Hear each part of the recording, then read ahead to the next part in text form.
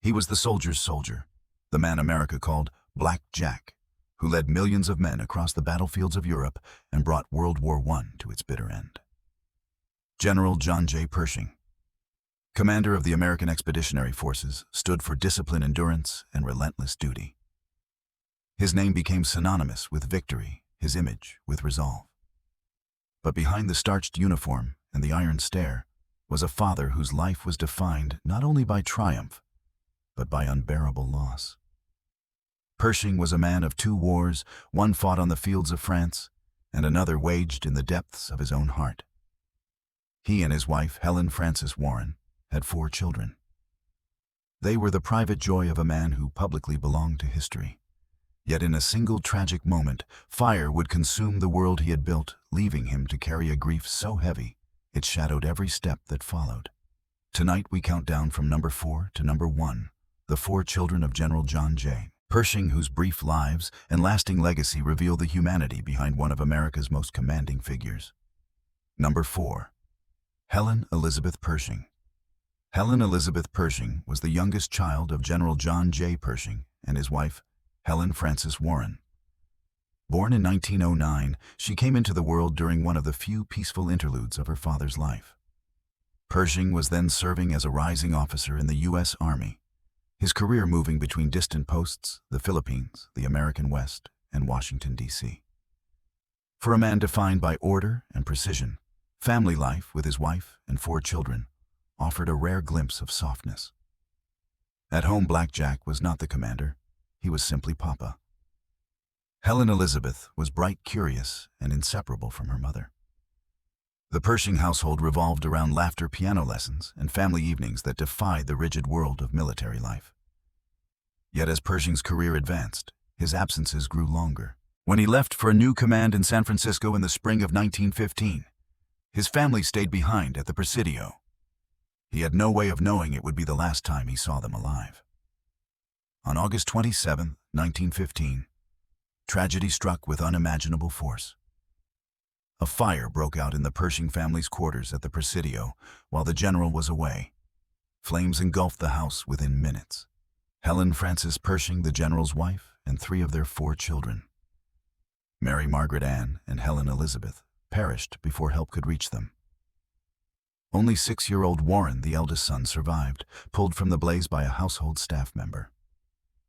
Helen Elizabeth was just 6 years old when she died. The newspapers across the nation carried the story the hero of America's army brought to his knees by a fire that no military could fight. When Pershing received the telegram, witnesses said he read it in silence, then placed his head in his hands. The man who would later command millions was for that moment simply a father destroyed. Helen Elizabeth's death marked the beginning of a lifelong ache for Pershing. Though he never spoke publicly of the fire, his letters hinted at the private torment that defined him thereafter. "No enemy," he once wrote, has ever struck me a blow so cruel as fate itself." Helen Elizabeth Pershing's short life, a child of promise and innocence, became the emotional scar that shaped her father's stoicism. In every campaign that followed, every decision he made, Pershing carried the memory of the home he could not save. Number 3. Anne Pershing. Anne Pershing was born in 1903, the 3rd child of General John J. Pershing and Helen Frances Warren. With her deep brown eyes and quiet strength, she was said to be the most reflective of the Pershing children, a girl who adored reading and often followed her father's career through the clippings and letters her mother kept. Though her father's life revolved around duty and distance, Anne's early years were surrounded by warmth. Her mother, known as Frankie, cultivated a loving household filled with music and education, believing that her children should grow up balanced between discipline and gentleness.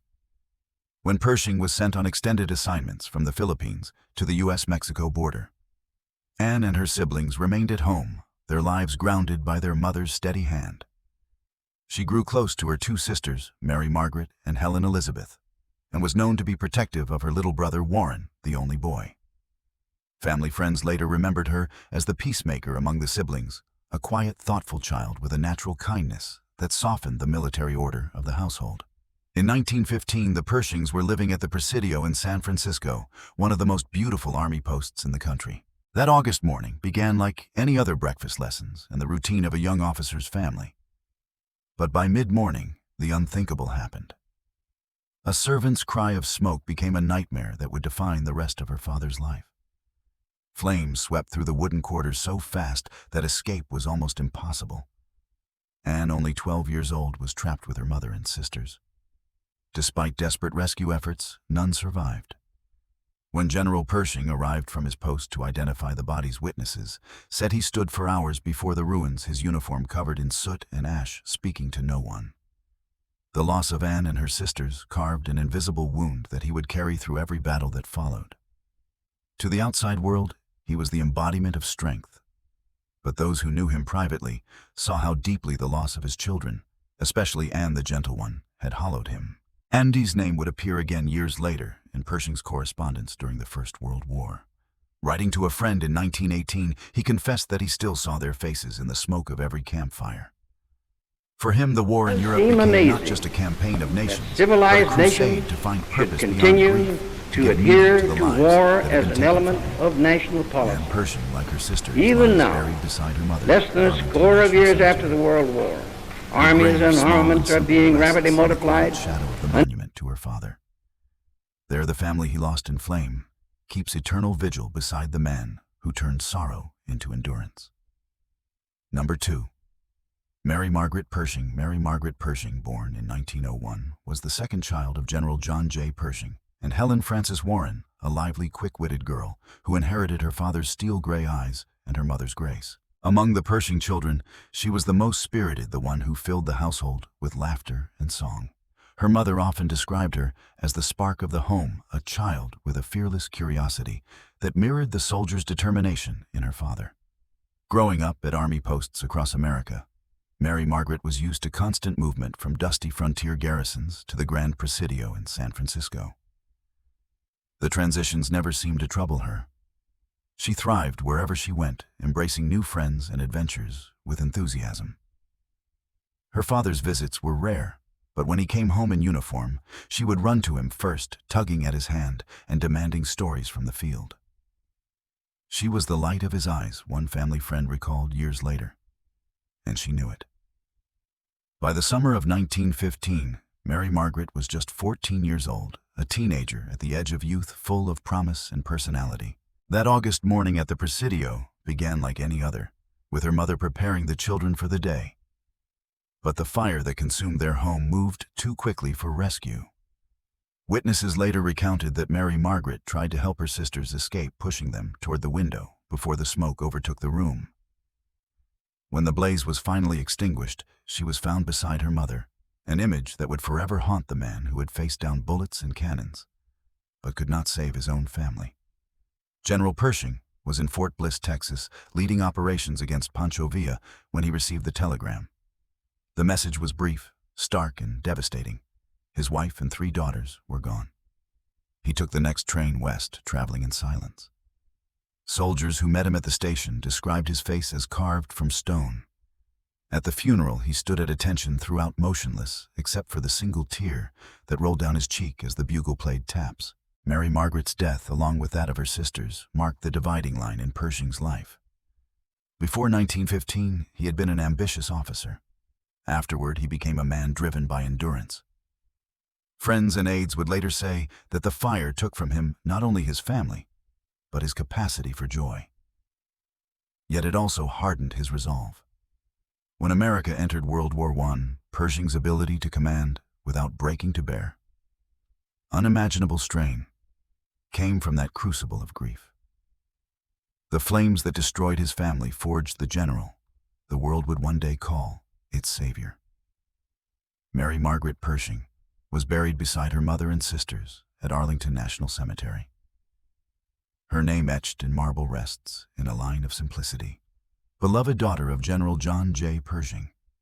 Beneath those words lies the story of a child whose laughter once filled the rooms of a house that no longer stands, a reminder that even the strongest men are shaped not by what they win, but by what they lose. Number 1. Warren Pershing. Warren Pershing, the eldest child of General John J. Pershing, was born in 1900 at a time when his father's military career was still unfolding. As the only son, he was named for his mother's distinguished family, the Warrens of Wyoming, whose influence and wealth had helped launch Pershing's early career. From the moment he was born, Warren symbolized both legacy and hope, the bridge between the Pershing line and the promise of a new century. He grew up in an atmosphere of order and affection, shaped by the gentle authority of his mother and the distant yet devoted love of his father. When John Pershing was away on assignment, he wrote home often, his letters filled with pride and affection for the boy he hoped would one day carry the family name with honor.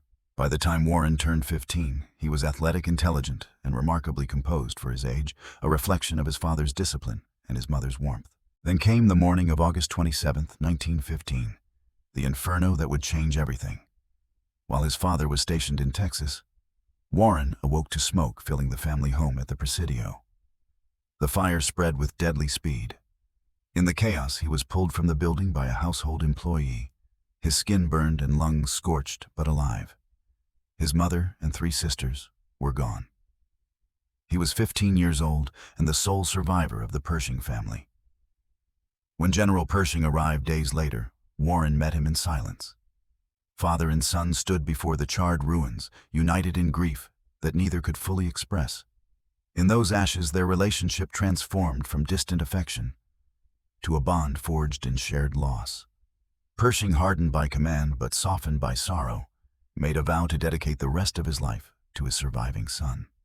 For the next decade, Warren was his constant companion, traveling with him to military headquarters, European missions, and presidential dinners. To Pershing, the boy was both redemption and reminder. In 1917, when the United States entered World War I, Warren was 17 and desperate to enlist. His father refused, insisting he complete his education first. "You are my only son," Pershing told him, "and the last of your mother's light. The army will have me, not you." Still, Warren followed his father across the Atlantic as a student observer, witnessing the war that would define the general's fame. The young man's grace and maturity impressed everyone who met him. He was often described as a mirror of his father, minus the scars. Tragedy, however, was not finished with the Pershing name. In 1924, while attending Yale University, Warren contracted polio, a disease then poorly understood and rarely survived. Despite every effort to save him, he died within weeks at only 24 years old. The news crushed Pershing. He had lost his wife and daughters to fire. Now fate had taken his only son to illness. For the rest of his life, he kept Warren's photograph on his desk and a lock of his hair in his Bible. When he died in 1948, it was with his son's memory closest to his heart.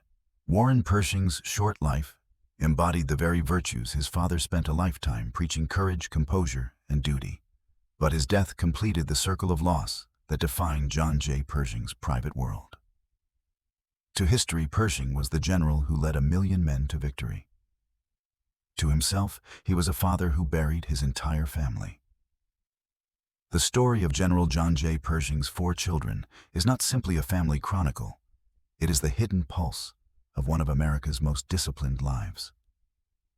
Behind every march, every victory, and every salute stood the echo of a father's heartbreak. His children, Warren, Mary, Margaret, Anne, and little Helen Elizabeth, were the tender world he could never protect from tragedy. Each of them left an imprint on the man the world came to call Black Jack. Warren, the son who survived the fire only to die young, represented the fragile hope that kept Pershing human amid the machinery of war. Mary Margaret, the bold and spirited daughter, embodied the spark and laughter of the home he lost. Anne, the gentle and reflective child, mirrored his inner restraint and dignity. And Helen Elizabeth, the youngest, was innocence itself, the life that ended before memory could fully form. When history remembers Pershing, it often paints him as iron, the unbending general who demanded precision and loyalty. Yet in truth, he was a man tempered by sorrow. The fire that consumed his family forged his unyielding self-control. The silence of grief became his armor in battle. His military triumphs, the march to the Meuse-Argonne, the armistice that ended a world war, were victories not only of strategy, but of endurance. They were how he survived. In death, Pershing was buried at Arlington, not far from the graves of his wife and daughters. The general who had commanded millions rests now within sight of the small stones, bearing the names of the 4 lives that defined him. Their presence turns his resting place from a monument of conquest into one of remembrance. The Pershing family's legacy reminds us that even those who seem made of iron are shaped by tenderness and loss. Behind the medals and titles lies the story of a man who conquered continents but could never escape the ache of 4 small voices that once called him Papa.